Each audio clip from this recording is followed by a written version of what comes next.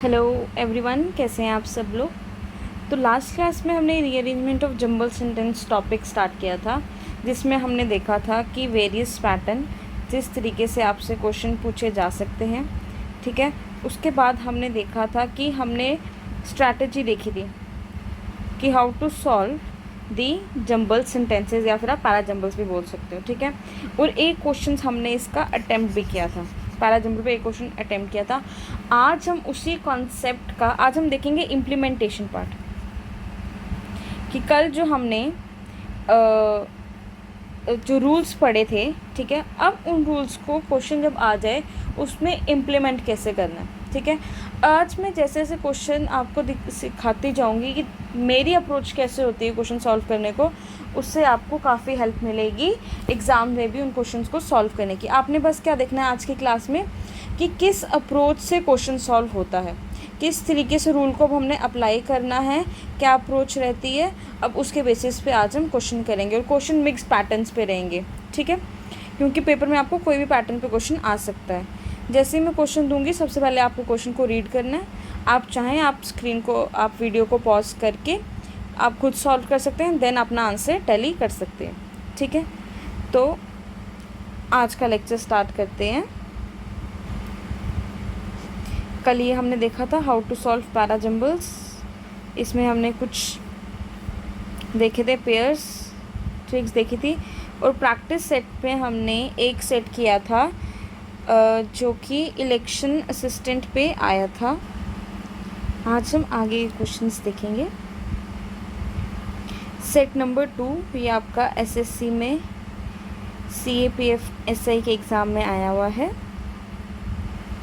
ठीक है, अच्छा, सबसे पहला हमारा टास्क ये होगा कि क्वेश्चन में जो भी हमारे सेंटेंसेस हैं उनको रीड आउट करना, उसके बाद हम ऑप्शंस पे आएंगे। ठीक है, सो सेट 2 में क्वेश्चन क्या बोल रहा है हमारा, to the total cost of the product in reasonable proportion advertising costs are no longer. ठीक है, तो सबसे पहले आप वीडियो पॉज कीजिए और ख़ुद ट्राई करें इसको सॉल्व करने का। ठीक है, तब तक मैं आपको अप्रोच बताती हूँ इसको कैसे करना है, बट अगर आप इसको पहले खुद से सॉल्व करना चाहते हैं, प्लीज़ पॉज द वीडियो।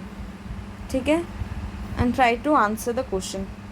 ठीक है, अब हम जो भी क्वेश्चंस करेंगे, मेरा मोटिव होगा कि हम पुराने पेपर्स से जो क्वेश्चन आए हैं उन्हीं को सॉल्व करें। ठीक है, ताकि आपको साथ साथ लेवल ऑफ जो डिफ़िकल्टी लेवल है पेपर में आने का, वो भी आपको आइडिया होता रहे। ठीक है, अब इसमें क्या बोला है, हमने ये सेंटेंसेस पढ़ लिए। अब ऑप्शंस पे आते हैं। ऑप्शंस में क्या है, आर से स्टार्ट हो रहा है और पी से स्टार्ट हो रहा है। ठीक है, इसका मतलब क्या है, ना वो क्वेश्चन जो सेंटेंस है हमारा स्टार्टिंग स्टेटमेंट, ना वो क्यू से है ना वो एस से। ठीक है, किससे है, आर से एंड पी से। अब दोनों को पढ़ के देख लेते हैं। ठीक है, एक में बात हो रही है एडवर्टीजिंग कॉस्ट की और एक में बात हो रही है 2 की। ठीक है, अब 2 से जो है हमारा सेंटेंस स्टार्ट तो नहीं होगा। ठीक है, हमारा स्टार्ट किससे होगा, एडवर्टीजिंग कॉस्ट से। तो ये जो ऑप्शन नंबर 4 है वो तो पहले ही रिजेक्ट हो गया। ठीक है, इतना आया समझ में। ठीक है, हमारा क्या हुआ, सबसे पहले हमने देखा एडवर्टीजिंग कॉस्ट। ठीक है, अब एडवर्टीजिंग कॉस्ट क्या होगी, एडवर्टीजिंग कॉस्ट्स, देखो यहाँ पे क्या है, यहाँ पे कॉस्ट्स यूज हो रहा है। ठीक है, एडवर्टीजिंग कॉस्ट हमारा क्या है, नाउन। ठीक है, और नाउन के साथ हमारा क्या आता है, वर्ब। अब देखो जो नाउन है, हमने सब्जेक्ट वर्ब एग्रीमेंट में पढ़ा था कि singular noun take singular verb with it, और प्लूरल नाउन क्या देता है, प्लूरल वर्ब। ठीक है, अब यहाँ पे किसकी बात हो रही है, एडवर्टीजिंग कॉस्ट की बात हो रही है। ये हमारा क्या है, नाउन। ठीक है, अगर ये नाउन है और ये प्लूरल नाउन है तो वर्ब भी कौन सा होगा, प्लूरल। 2 ऑप्शन नहीं आएगा, इन ऑप्शन नहीं आएगा, क्या आएगा, आर। सो हमारा आंसर क्या हो जाएगा, आर के बाद जो सेंटेंस हम आएगा वो क्या होगा, एस। ठीक है, advertising cost are no longer. अब देखो इन ऑप्शंस में आर के बाद एस कहाँ पे दिख रहा है, आर के बाद एस हमको दिख रहा है ऑप्शन नंबर 1 में। ऑप्शन नंबर 1 में हमें क्या दिख रहा है, आर के बाद एस। एक बार अब जब आपने, अब देखना, ध्यान देना, जब आपने फाइनल आंसर डिसाइड कर लिया कि ये होगा, तो अपना आंसर कंफर्म करने के लिए एक बार उस ऑर्डर को ना पढ़ के ज़रूर देखना कि क्या वो सेंस बना रहा है, और फिर आंसर मार्क करना। ठीक है, RSQP हमारा ऑर्डर है जो ऑप्शन हमने मार्क किया। सीधा हमने फर्स्ट सेंटेंस देखा और उसके बाद हमने सेकंड सेंटेंस आइडेंटिफाई किया, बाकी हमें चेक करने की ज़रूरत नहीं थी। तो ये क्या बोल रहा है, advertising costs are no longer in reasonable proportion to the cost of product. ठीक है, सेंस बन रही है। ऑप्शन चेक कर लेते हैं, तो option 1 is the right answer.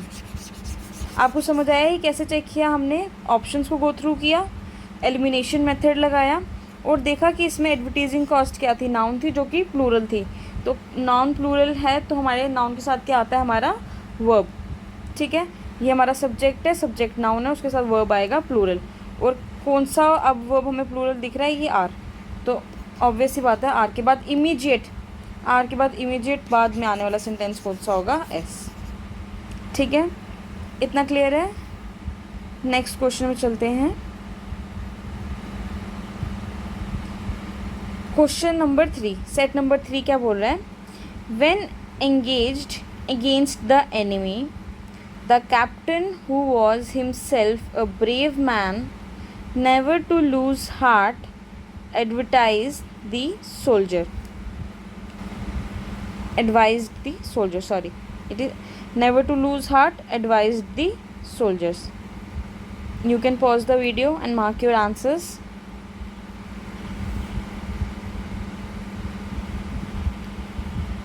चलिए देखिए इसको कैसे करना है। when engaged against the army, ठीक है, सेकेंड सेंटेंस बोल रहा है द कैप्टन, क्या बोल रहा है यहाँ पे, द कैप्टन। तो ये हमारा क्या हो जाएगा, नाउन, क्योंकि द आर्टिकल यूज़ हुआ है।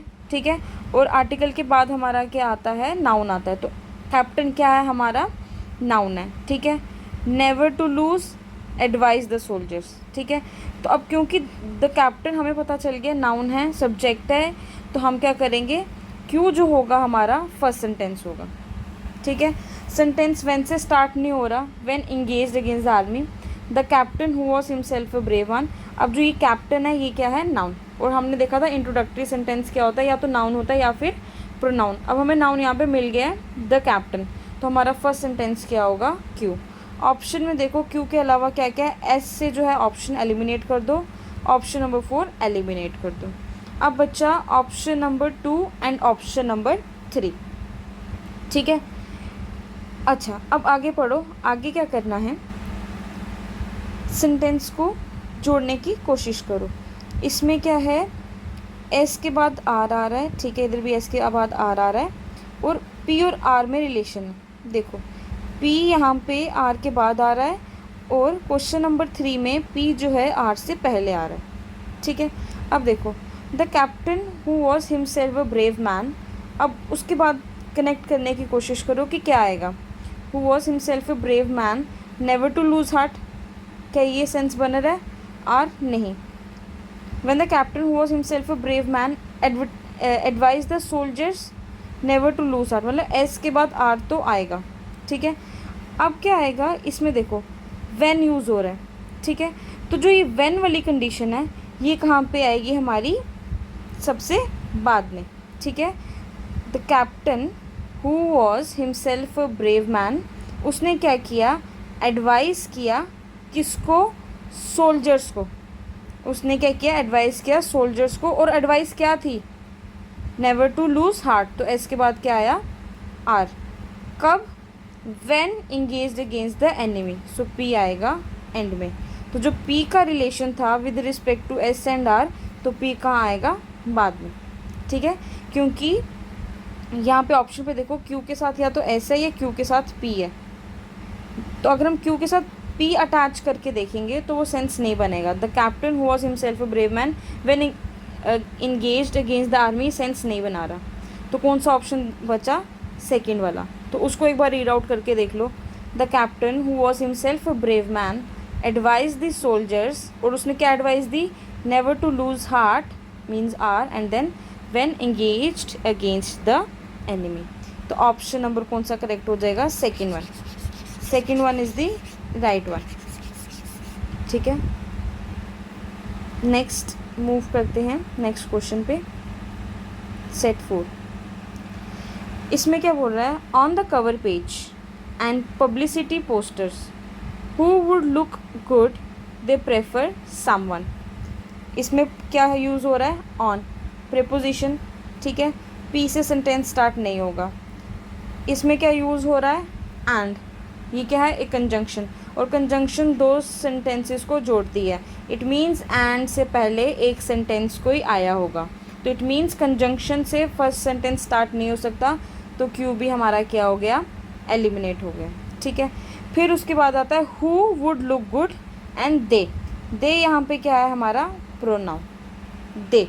ठीक है, तो सेंटेंस कहाँ से स्टार्ट होगा, याद रखना, सेंटेंस स्टार्ट होगा एस से। सेंटेंस किससे स्टार्ट होगा, एस से।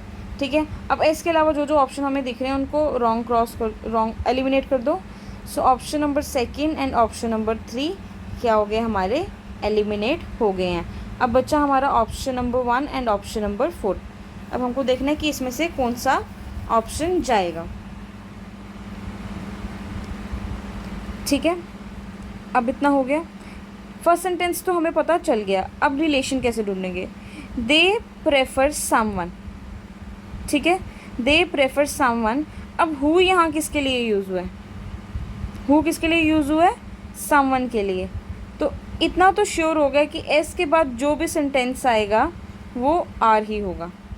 ठीक है, क्योंकि they prefer someone on the cover page तो नहीं होगा। They prefer someone who would look good, ठीक है, किस पे, on the cover page and publicity posters. तो सीरीज़ हमारी क्या बन जाएगी, S R P and Q, S R P and Q. First option में एस के बाद क्या बता रहा था, P. They prefer someone on the cover page और and publicity posters who would look good, ये ऑप्शन फर्स्ट कह रहा था, जो कि सेंस नहीं बना रहा। क्यों, क्योंकि हु किसके लिए यहाँ पे यूज़ हुआ है, समवन के लिए। तो समवन की इमीडिएटली बात क्या आएगा, हु। ठीक है, तो हमारा सीरीज़ क्या बनती है, S R P Q, option number 4। They prefer someone who would look good on the cover page and publicity posters. ठीक है, option number 4। Next,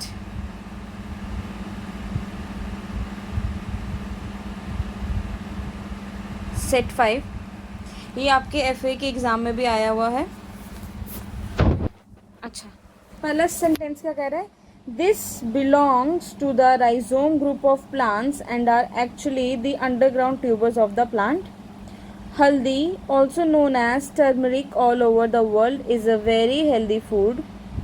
In India, haldi is widely used in the preparation of most diets due to its immense medical value to humans.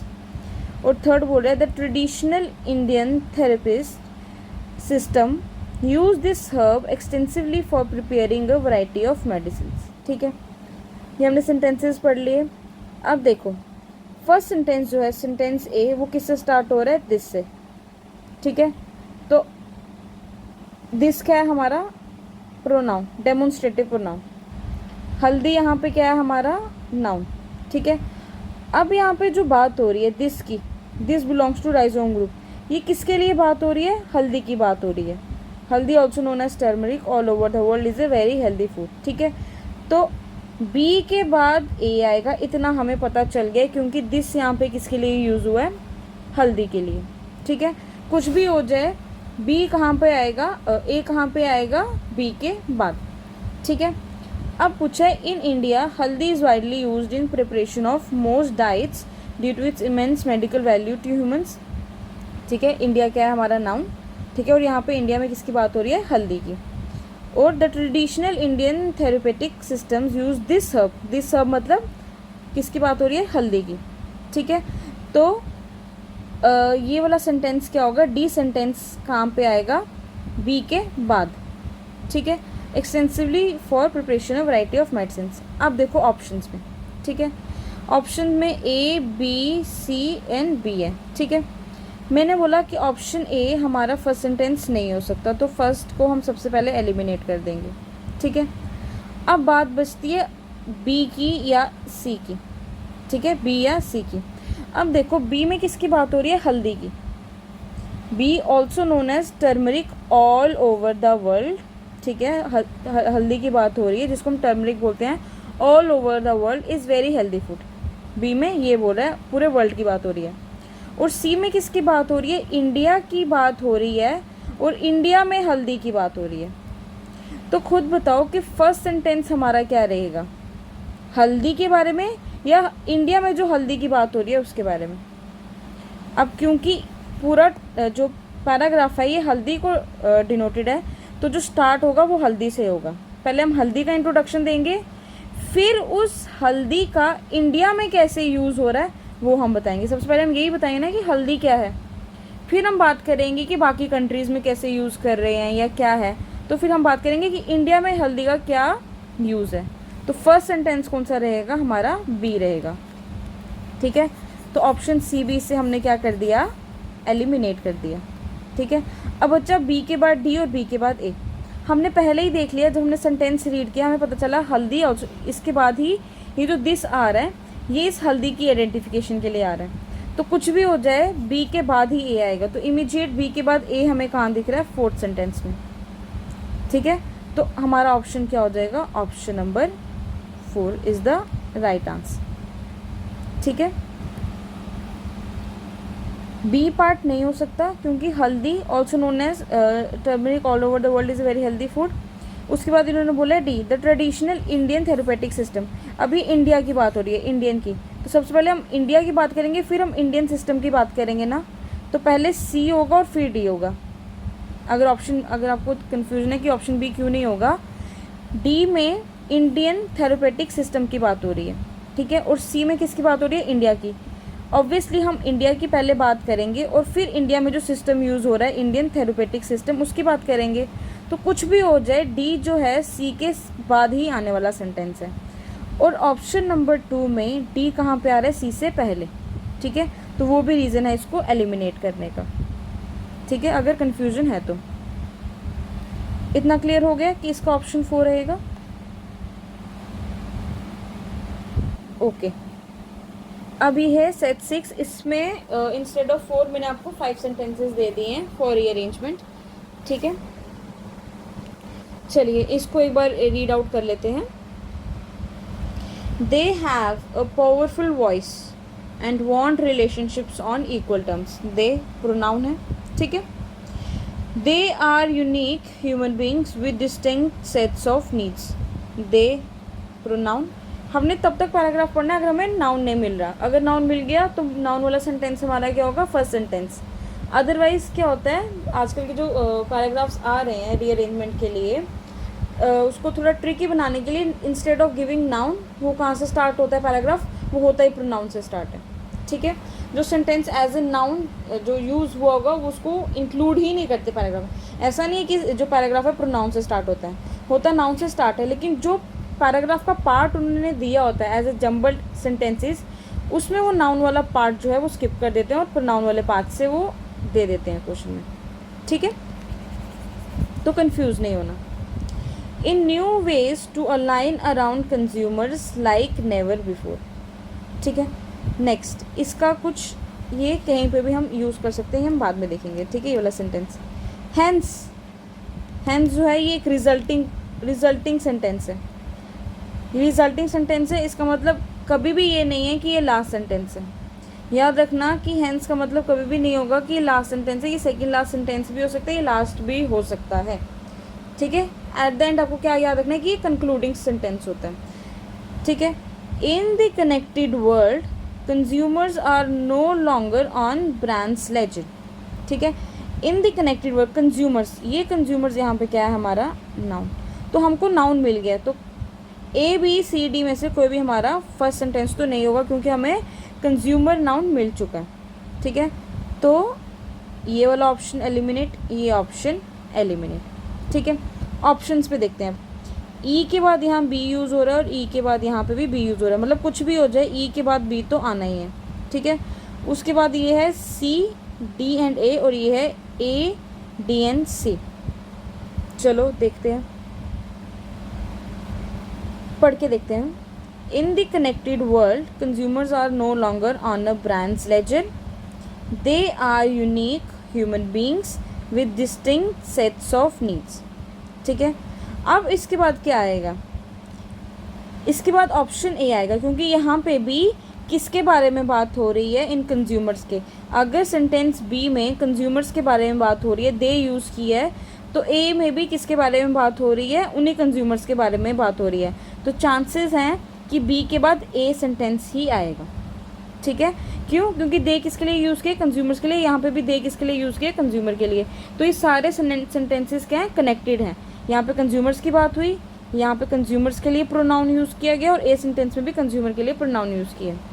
ठीक है, सी क्या, उसके बाद क्या बोल रहे हैं, डी पार्ट में, hence brand need agility in connecting with employees, partners and products in new ways to align around consumer like never before. तो हमारा ऑप्शन नंबर कौन सा हो जाएगा, हमारा ऑप्शन नंबर 4 करेक्ट हो जाएगा। ठीक है, जिन जिन ने 4 मार्क किए वो राइट आंसर है। Option number 4 is the right answer. ठीक है, ये क्लियर हुआ कि कैसे हम ऑप्शंस को एलिमिनेट कर रहे हैं, क्योंकि ई बी के बाद सी नहीं आएगा, सी डी और ए। ठीक है, ए एंड में तो कभी नहीं आएगा। ठीक है, अगर आपको कभी कन्फ्यूजन हो तो आप इस सेंटेंस को भी रीड आउट करके देख सकते हो, सेंस नहीं बनेगी। ठीक है, क्योंकि डी के बाद ए यूज़ हो रहा है यहाँ पे थर्ड में। Hence brand need agility in connecting with employees, partners and products, they have a powerful voice and want relationship. ये सेंस बन ही नहीं रही। ठीक है, तो ऑप्शन नंबर 4। ठीक है, ये वाला क्वेश्चन देखते हैं। अच्छा, अब इस पैटर्न में क्या है, सेट 7 में क्या है, पार्ट फर्स्ट जो है आपको ऑलरेडी गिवन है।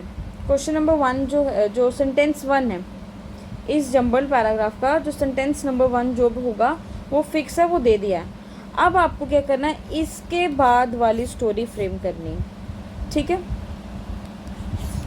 चलिए देखते हैं क्वेश्चन पढ़ के। When he was a little boy he lived on a farm in the country.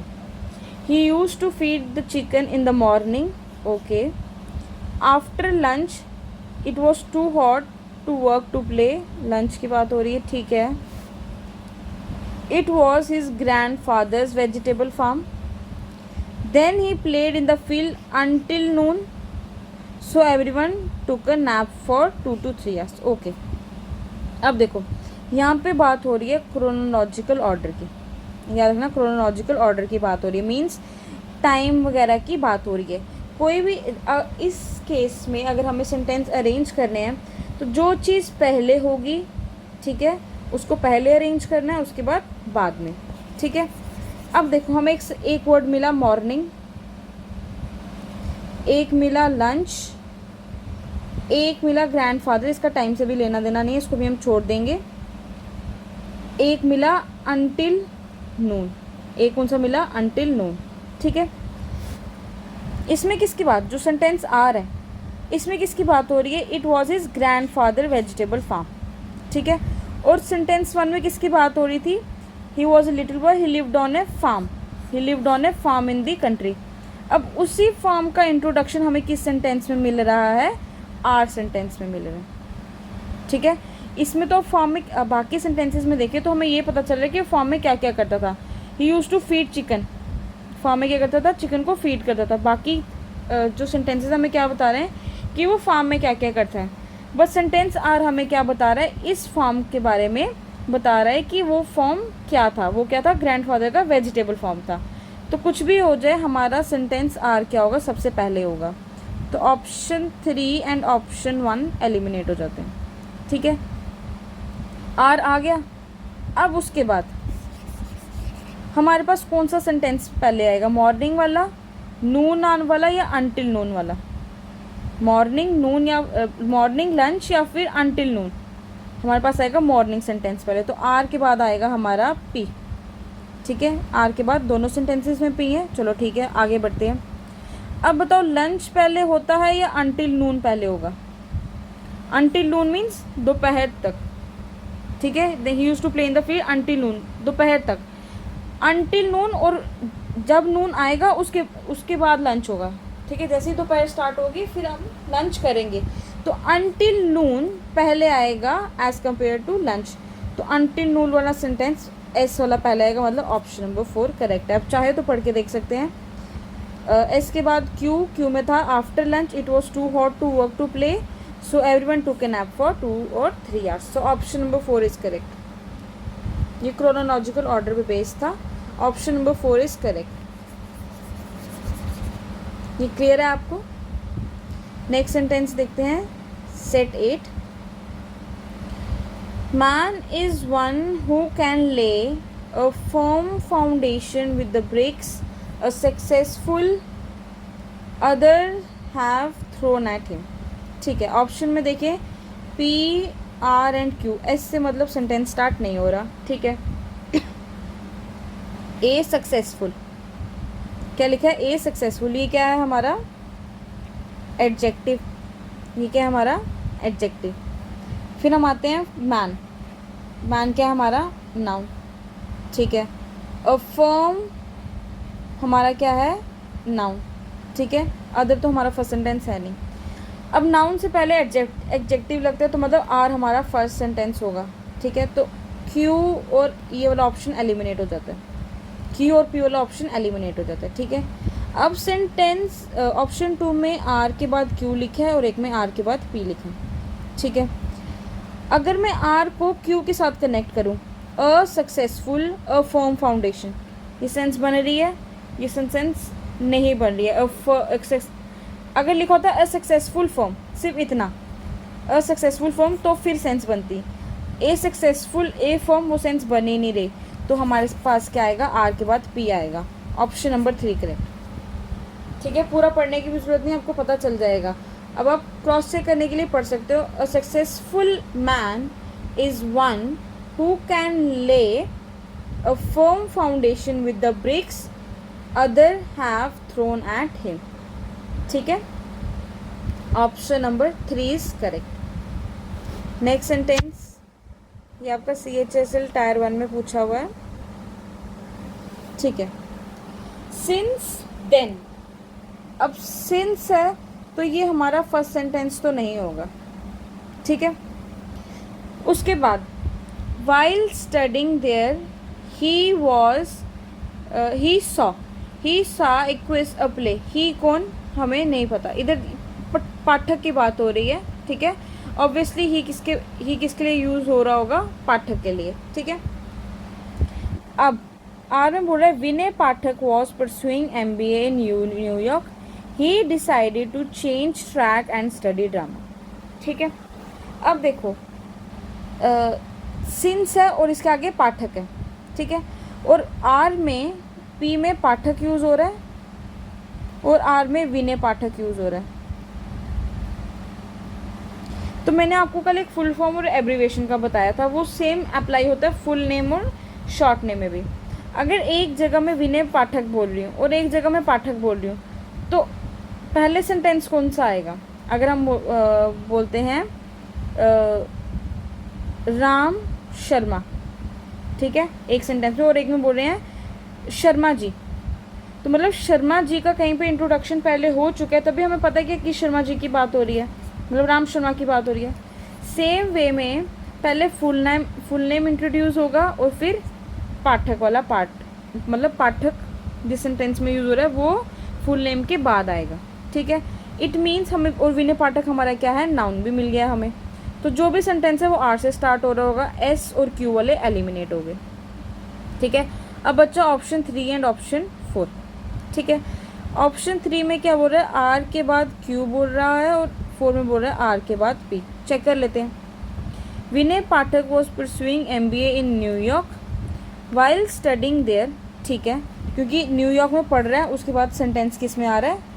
उसकी स्टडीज़ के बारे में बात हो रही है. ठीक है. While studying there he saw a quiz a play that change his life forever. Okay. उसके बाद क्या बोल रहा है? अगर मैं पी को जोड़ूँ आर के बाद, Vinay Pathak was pursuing MBA New York, और अगर मैं पी की बात करूँ, ठीक है, since then Pathak has perform several plays and films. अब आर का और पी का आपस में कोई रिलेशन ही नहीं बन रहा. आर और पी का आपस में कोई रिलेशन नहीं बन रहा, क्योंकि पी किसकी बात कर रहा है? Since then Pathak has perform several places. और आर में किसकी बात कर रहा है? अपनी स्टडीज़ की. स्टडीज़ और प्लेस के बीच में तो कोई रिलेशन बना ही नहीं, तो हमारा ऑप्शन कौन सा होगा? Third correct. अब आप क्या करो, पढ़ के एक बार क्रॉस चेक कर लो. Vinay Pathak was pursuing MBA New York okay. While studying there, he saw Equus, a play that changed his life forever. He decided after seeing the play, उसने क्या किया देखो, he decided to change track and study drama. जब उसने track change किया फिर क्या हुआ, सिंस देन, और तब से, जब से उसने डिसाइड किया कि वो अपना ट्रैक चेंज करेगा, तब से क्या कर रहा है पाठक, परफॉर्म कर रहा है in several plays and films. So option number 3 is correct. Option number 3. Next question देख लेते हैं. He lived in a small house near the main road of a village. As both he and his wife worked hard, they made a small fortune. But one thing caused them great sorrow. They had no children. After he got married, he started her tailor shop. Okay. चलिए अब इसको देखते हैं. ही क्या है, pronoun. ठीक है. As both, अब यहाँ पे किन की बात हो रही है, ही एंड हिज वाइफ की.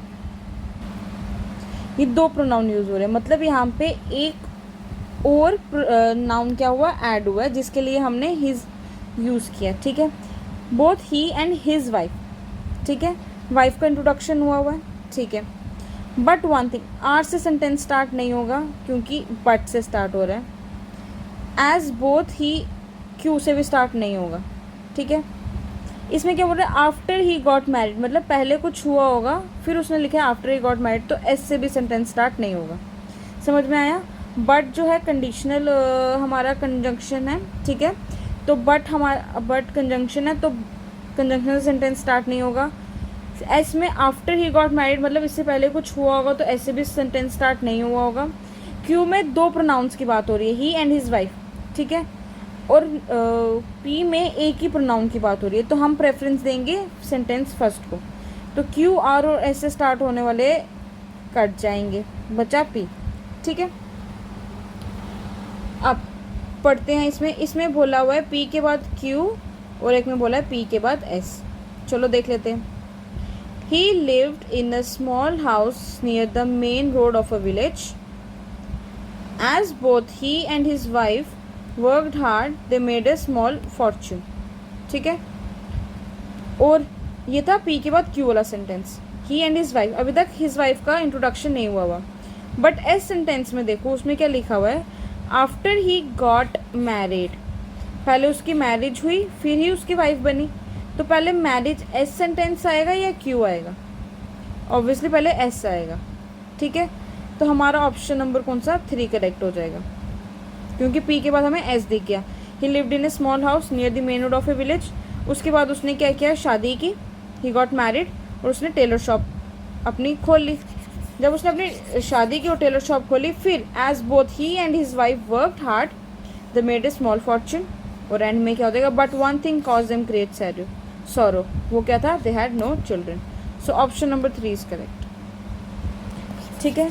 अब आपको टेक्निक पता चली कि करना किस तरीके से, कैसे रीड आउट करना है, कैसे हमें नाउन प्रोनाउन को सिलेक्ट करना है, ऑप्शंस देखने हैं.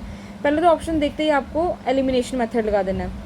मोस्टली 90% केस में ऐसा होगा कि जब आप ऑप्शंस पढ़ोगे ना, आप आ जाके 2 ऑप्शंस में अटकोगे. बड़ा रेयर चांस होता है कि आप 3 ऑप्शंस में अटको, बट मोस्टली आप 2 ऑप्शंस में आके अटक जाओगे.